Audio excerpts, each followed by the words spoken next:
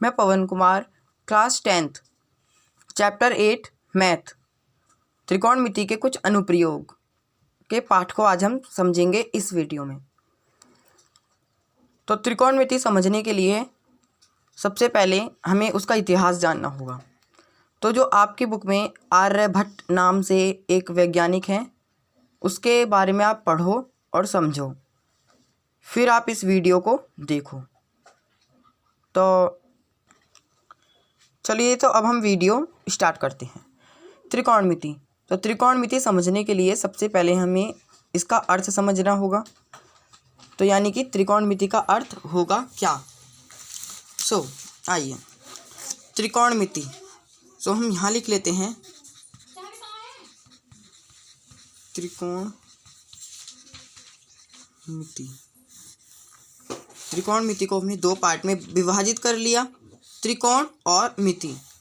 त्रिकोण यानी कि तीन कोणों की माप, तीन कोणों की माप को ही त्रिकोण बोलते हैं केवल।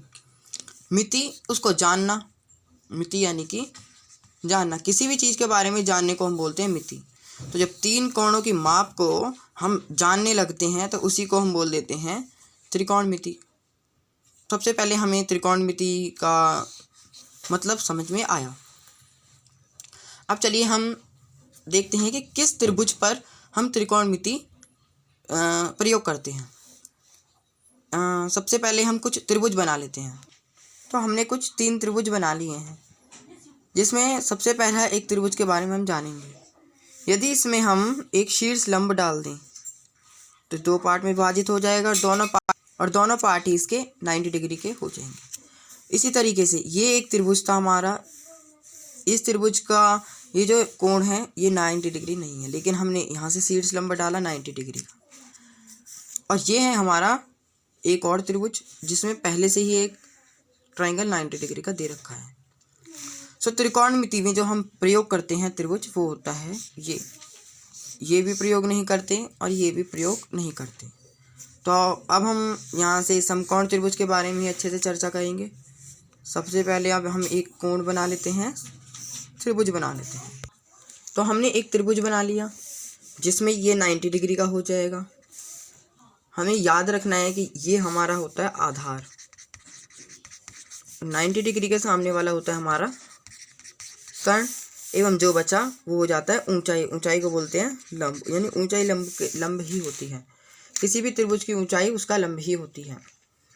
अब हम त्रिकोणमितीय रेशो देखते हैं। त्रिकोणमितीय रेशो होते क्या हैं। तो उसके लिए हमें सबसे पहले 6 चीज़ों की आवश्यकता होती है। उन 6 चीज़ों को हमें रटना होगा। सबसे पहले हो जाएगा हमारा साइन, फिर कॉस, टैन, कॉट, सेक और कोसेक। किसी भी राइट एंगल ट्रायंगल यानी कि समकोण त्रिभुज में ये 90 डिग्री होता है फिक्स, और ये होते हैं हमारे थीटा। थीटा हमें क्वेश्चन में कुछ भी दे दिया होगा, या ये थीटा दे दिया जाए या ये थीटा दे दिया जाए, उसके हिसाब से हम क्वेश्चन करेंगे। जब हम क्वेश्चन करेंगे तो हमें पता लग जाएगा। चलिए, सबसे पहले हम साइन और कॉस, टैन, कॉट, सेक, कोसेक का हम त्रिकोणमितीय रेशो देखते हैं। तो साइन का त्रिकोणमितीय रेशो यानी कि हो जाएगा लंब बट्टे कर्ण। जैसे आप देख पा रहे हैं, ये हो जाएगा लंब और ये हो जाएगा कर्ण। तो यहाँ लिख देंगे हम लंब बट्टे में कर्ण। उसी तरीके से कॉस का हो जाएगा आधार बट्टे कर्ण, आधार बट्टे में कर्ण। टैन का हो जाएगा लंब बट्टे में आधार, लंब बट्टे में आधार।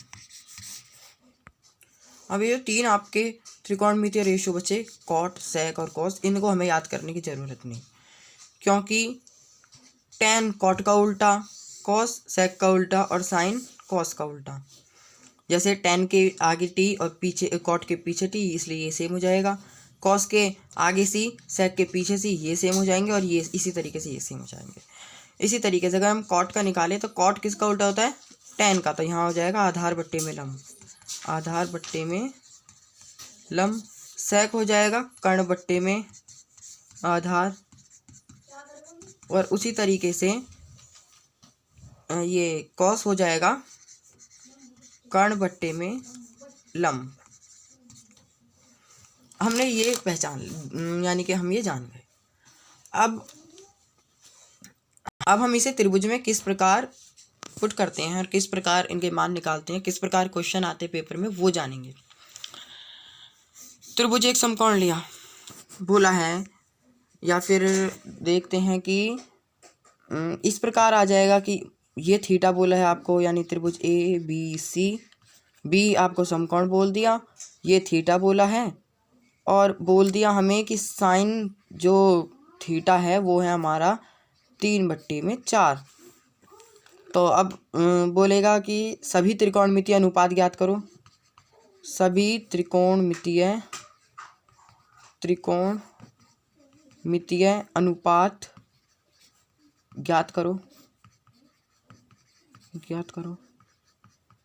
तो इसको हम कैसे याद करते हैं, अभी हम केवल वो जानेंगे।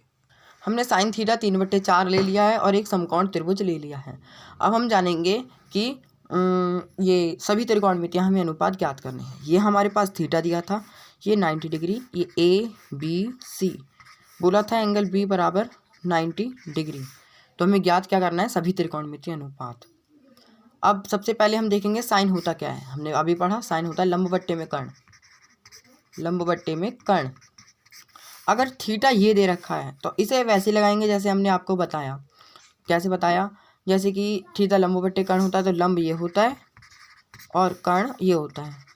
तो यानी कि क्या हो जाएगा, लंब कितना दे रखा है 3, कुछ भी मात्रक लगा लेंगे, लंब दे दिया हमें 3 और कर्ण कितना हो जाएगा, कर्ण ये 4 हो जाएगा।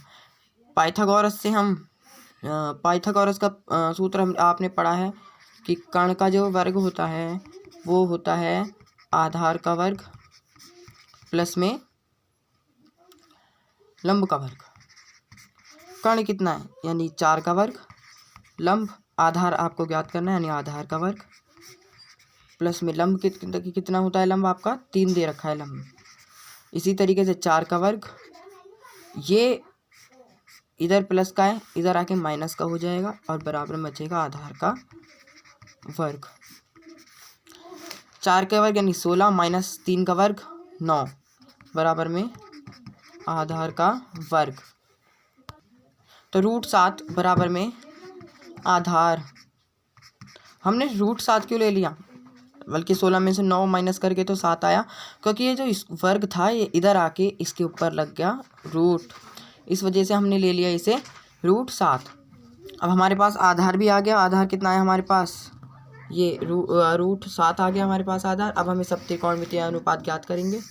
पहला कॉस आधार बट्टे में कर्ण, आधार कितना दे रखा है आपको √7, यानी कि √7 बट्टे में कर्ण 4। इसी तरीके से आप अब tan का ज्ञात करते हैं, tan थीटा लगाते जाएंगे सब में। tan थीटा हो जाएगा हमारे पास, लंब बट्टे कर्ण होता है तो ये हो जाएगा 3 बट्टे में √7। अब आपको बताया गया था कि इनके अलावा जो बाकी त्रिकोणमितीय रेशो होते हैं इन सब के उल्टे होते हैं। जैसे हमसे पूछ लिया कॉट, तो कॉट का उल्टा ये होता है, तो √7/3 कॉट का मान हो जाएगा। सेक कर्ण बट्टे आधार हो जाएगा, और यहाँ पे हमने क्या लिखा है, कॉस हमारे पास कोसेक हो जाएगा 4/3। तो आपको वीडियो अच्छी लगी हो तो लाइक और शेयर कीजिएगा। धन्यवाद।